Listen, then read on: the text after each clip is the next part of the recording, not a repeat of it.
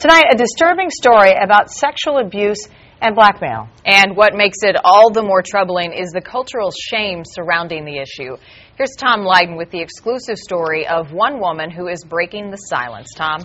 Well, guys, for B-list celebrities, having naked pictures or even a sex video on the internet has almost become a sort of badge of honor.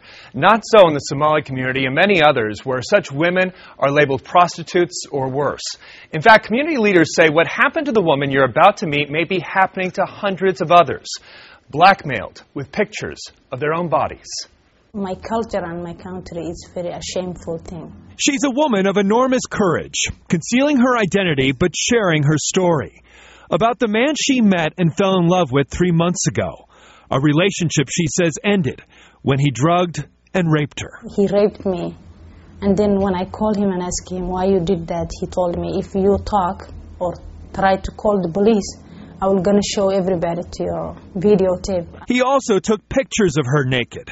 She soon discovered he was married with 3 children.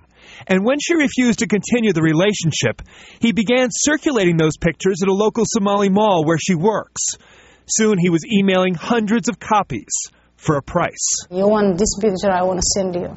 If you have $5, you can have this picture. And then last week, it all became too much for this young woman. The finger pointing, the whispers. And here at the Somali mall where she owns a small shop, she tried to take her own life by drinking bleach. Even when you are married, you're not even supposed to see the panty naked of your wife. Community activist Abdi Bihi says it's the same strategy used by human traffickers, blackmailing young women with naked pictures to keep them in a life of prostitution. This is worst shaming method of itself, a very modern way to keep a woman bondage. One night he bring his friend at my home and he told me, if you don't have sex with him, I will gonna send your pictures. This 25-year-old woman has now become a prisoner in her own home, afraid to go back to work, an outcast in her own community. She's sharing her painful story for one reason, because she doesn't want this to happen to any other women. Are you still ready to marry me? I said, no, I hate you.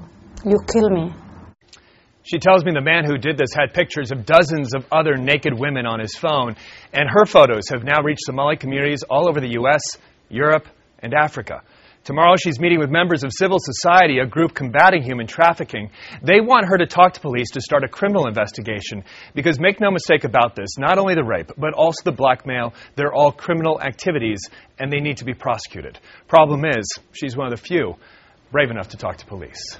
Marnie, Heidi? Yeah, thank you, Tom. Very brave. Good for her for doing it. Yeah, no question about it.